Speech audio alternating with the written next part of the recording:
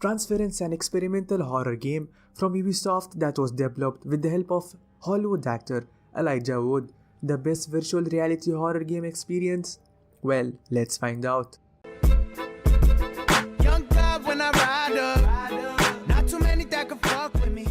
Hey everyone, it's your boy BloodWizard back with a new game review, and the game we have here is actually interesting, known as Transference, a VR horror game that gives off some serious PT vibes.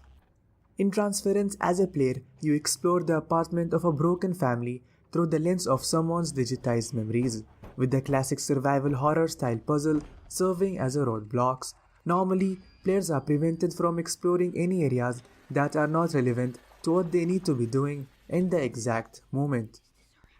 The puzzles themselves are not all that groundbreaking. They mostly depend on finding environmental clues and then using those clues to input a code or figure out a password. Some of the puzzles are just a matter of interacting with objects until the next phase of the game is finally accessible.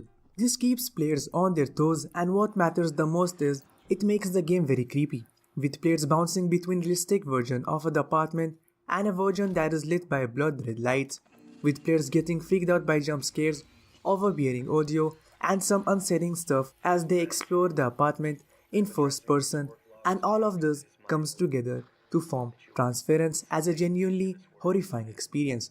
Though I played this game without the VR, which is possible, and got my ass freaked out. I wonder about the people who will play this game through VR. Do let me know down below how was the experience if you played it.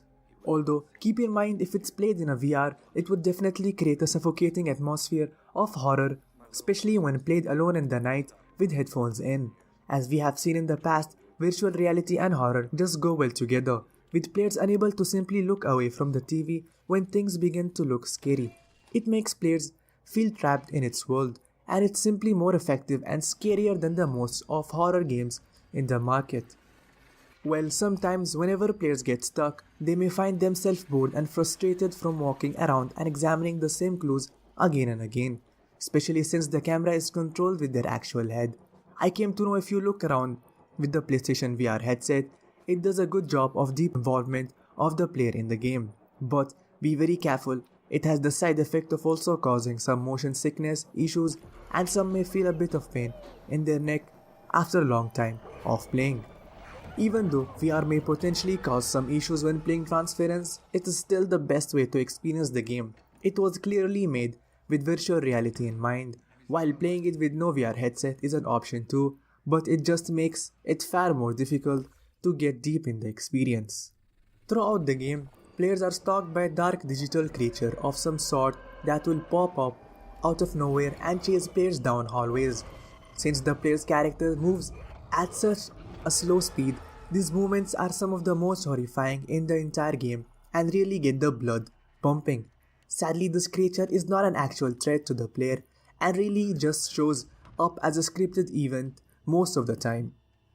The game is a movie-length experience, so even though its second half is less impressive than the first, it's short enough that players still won't feel like they are wasting their time or anything like that. The length is honestly perfect for a virtual reality game. Transference is not the best VR game out there, but it's definitely one of the scariest game.